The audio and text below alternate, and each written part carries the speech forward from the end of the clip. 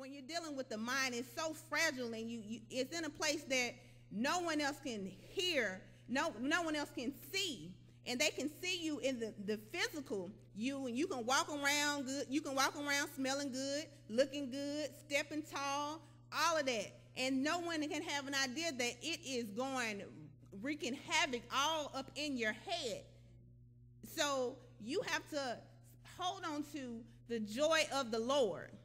The joy of the Lord will keep you firm and keep you grounded in the battlefield of your mind. The joy of the Lord will tell you that you're the head and not the tail when you feel like you've been defeated by everyone, when you've gone before the boss and you know you're the best qualified for the position and for the promotion, and you know that you've done all you can and you've been the best mother that you could, and you can't understand why he got locked up and he went against your ways. You've done all you can, and you can't understand how this cancer is wreaking havoc in your body. You've done all you can, but when you can pull on the strength that is in the joy of the Lord, when you can pull on the strength that's in the joy of the Lord, he will help you.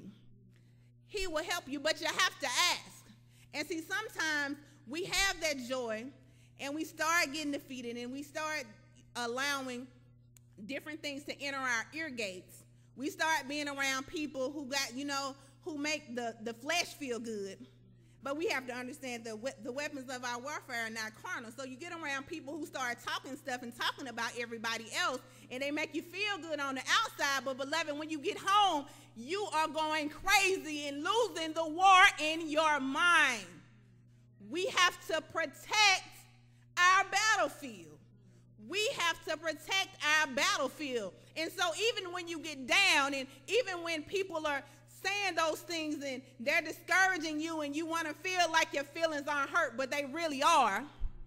You want to act like that doesn't bother me, and you want to be tough, and you want to stand up, and you want to poke your chest out like, you're not going to get me down. And that's just the front. The superficial is not going to help you when you in the middle of the night on the battlefield, and they are nowhere to be found. And if you don't know how to ask God to come in and renew your joy, you don't ask God to keep you, you're going to lose. Now, what sense does it make that if we know that we have the victory, we know we got the victory, and still be defeated? You know you have the victory, and to still be defeated does not make sense.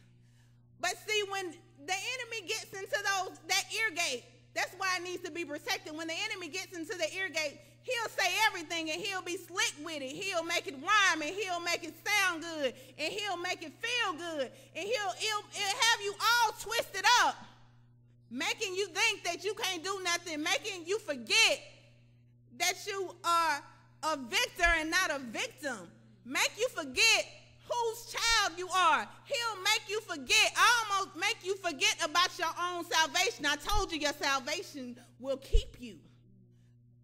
Your salvation will keep you, but if you lose it, you're going to be susceptible to the evil intent and the evil ways of the enemy, of his darkness.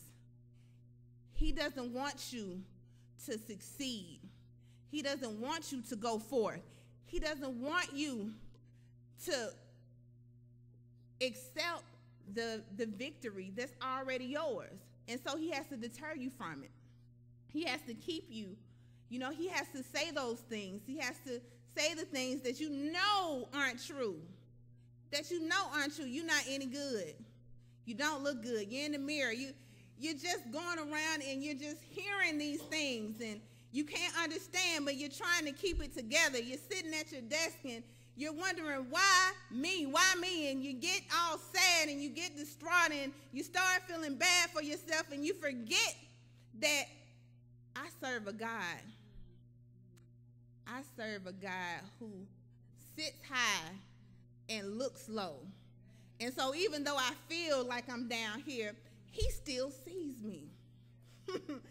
Even though I feel like nobody knows and nobody understands and nobody cares and no one is even paying attention to me, he's there.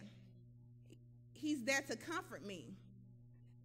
We get so caught up. See, what the enemy will do, and he does it so well when he talks in your ear, is that he'll make you get all proud about stuff, and you don't want to ask, and you want to say, well, nah, I'm just going to act like it's all right. And see, when we start putting up those fronts, and, we start putting up those images, and we start trying to portray something that isn't, that's when we're most vulnerable. That's when we're most vulnerable, and that's when the attacks start coming on.